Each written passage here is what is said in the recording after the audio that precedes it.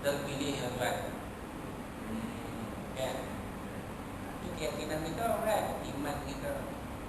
Ya, bahawa Allah Ta'ala itu Tuhan yang Maha Esa. Tasdiq untuk hati kita mengaku. Wa iqrar bil lisan, iqrar dengan pengakuan dengan lisan, membenarkan dalam hati dan mengaku dengan lisan. Asyhadu an la ilaha illallah wa asyhadu anna Muhammadan Rasulullah. La ilaha illallah Muhammadur Rasulullah. Ini pengakuan kita.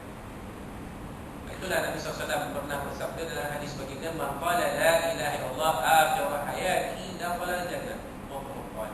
Siapa yang menyebut la ilaha illallah pada akhir hayat ini, dia akan masuk syurga walau bagaimana keadaan dia di dunia pun. Kalau dia mengucap la ilaha illallah akhir hayat dia, walaupun tak dengar suara, dengar pinggari,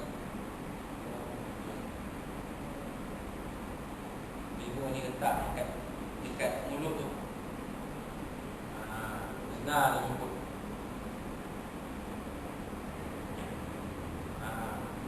tak dengar suara. Yang dengar suara tu drama tu tuan, drama tu.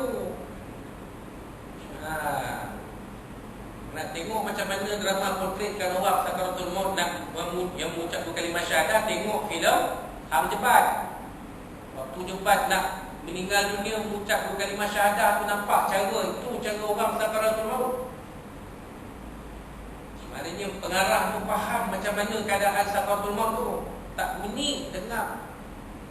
Bibir gerak, bunyi tak ada. Atau kalau bunyi pun terputus-putus. Yang kita tengok dalam drama tu ucap la ilaha illallah Muhammadur Rasulullah. Saya nak jawab. Pengarah ni dia tak cukup penyelidikan. Dia nak kena mati dulu baru dia faham macam mana cara orang sakaratul maut kan. Tapi itulah dia beza kita dengan orang yang tidak beriman, tidak muslim. Kita mengucap dua kalimah syahadah. Kalau kita solat 5 waktu, berapa kali kita mengucap dua kalimah syahadah? Asyhadu an la ilaha illallah wa asyhadu anna Muhammadar Rasulullah. Berapa kali? Tuan kira, kalau tanya soalan yang ini, berapa kali kita mengucap di dalam solat? Tengah fikir sekejap. 9 kali kita mengucap dua kalimah syahadah. Kalau tak semayang, jenuh tuan-tuan. Ada orang kata semayang fardu sehari semalam tu 7 waktu. Kita tahu pula, kita dapat kajian bagi isu soalan fardu ain tanya, berapakah rakaat, berapakah waktu semayang fardu? Tak ada jawapan, ini tak ada, kosong je. Ada yang jawab 7 kali. Tak semayang. Dia jawab 7 kali. 7 waktu. Berapa waktu? 7 waktu. Dia masukkan isyraq dan duha jadi 7. Tak semayang lah. Kalau fardu semayang fardu 5 lah. Itu ni, kalau tak semayang macam mana nak mengucap? Itulah sebuah hadis Nabi SAW. Nabi SAW bersabda bahawa beza antara seorang Muslim dengan kafir itu ialah solat. Orang yang tak solat sekali pun satu waktu, memang dia tak pernah mengucap. Cuba bayangkan kalau di kalangan kita ni ada yang tak solat berpuluh-puluh tahun. Masya Allah. Bayangkan. Tahu kita kan, kita pun penuh. Tapi jangan penuh saja, berdoa lah, ya Allah, Allahumma hadihim fa innahum la ya'lamun. Ya Allah, beri hidayah kepada mereka, kan mereka tidak mengetahui. Berilah hidayah kepada mereka. Janganlah biarkan mereka ini terus menerus dalam kesesatan. Golongan-golongan Wahabi, golongan-golongan Syiah, golongan-golongan liberal, golongan-golongan etis kita baru diterjunkan dengan adanya Republik etis. Dikatakan dalam gambar tu orang Melayu pun ada muka, macam mana kata orang Melayu pun ada sebab muka Melayu.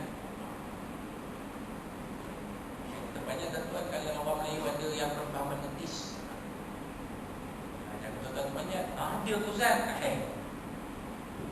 Mana kita nak tahu benda dalam hati. semayang, tolong tunggu, tapi hati dia tidak mengaku adanya Tuhan. Dia tolong tunggu itu siapa? Sebab segan dengan maya kan. Di kampung maya ada semayang, tarawih, tolong tunggu. Tapi dalam hati dia tak mengaku adanya tu Tuhan. Apa tu kan? Ini dia tuan. Iqrar bil lisan, pengakuan dengan lisan. Kemudian wa amalun bil arkan, dan beramal dengan segala anggota tubuh badan. Ini dia tuan. Kata-kata lidah. Itulah beza orang mukmin dengan orang fasik dan munafik. Itu beza dia tuan. Beza. Sebab kalau orang mukmin yang sebenar, tiga-tiga dia ada. Kalau orang fasik, mungkin dia ada ikat tasdik, ada ikrar, ada amal, ada. Kan? Ya. Hati dia mengaku, ya. Lidah dia mengaku, ya. Tapi amal tak ada.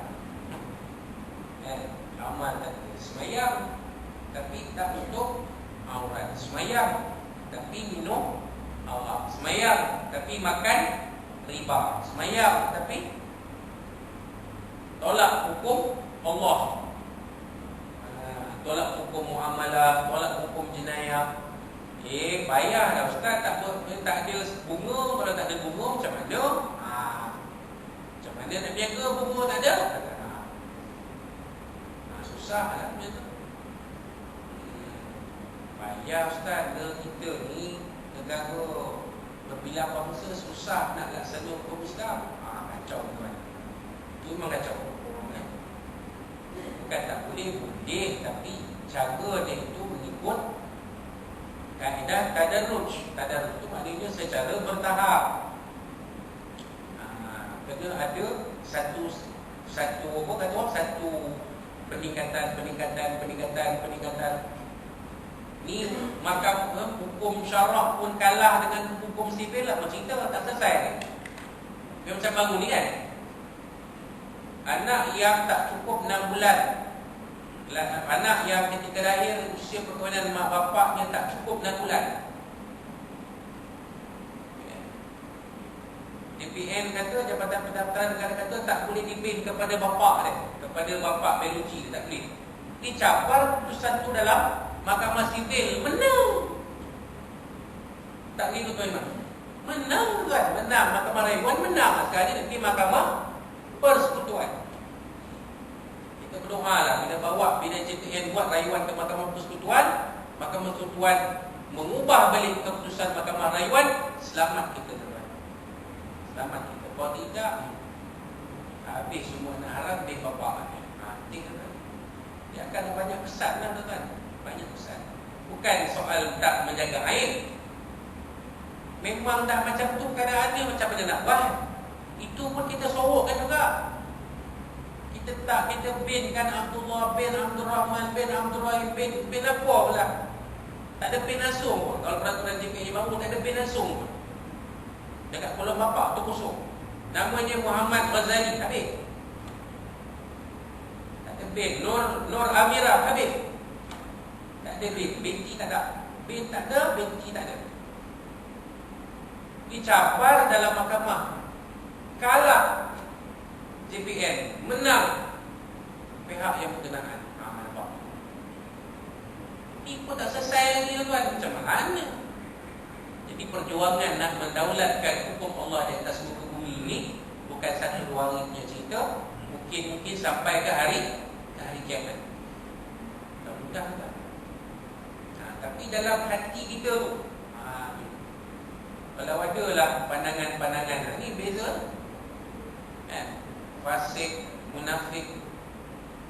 Munafik lidah dia berkata, hati dia lain. Itu munafik. Jadi kalau mukmin, tiga-tiga semua ada. Kan, benarkan dia, ikrar pun dia, amal pun dia. Itu maksud iman. Allah Ta'ala. Rukun iman ada 6 perkara. Percaya dengan Allah Ta'ala, percaya dengan segala malaikat, percaya dengan segala kitab, percaya dengan para rasul, percaya dengan hari yang kemudian dan barang yang berkaitan dengannya, percaya dengan qada dan qadar daripada Allah SWT.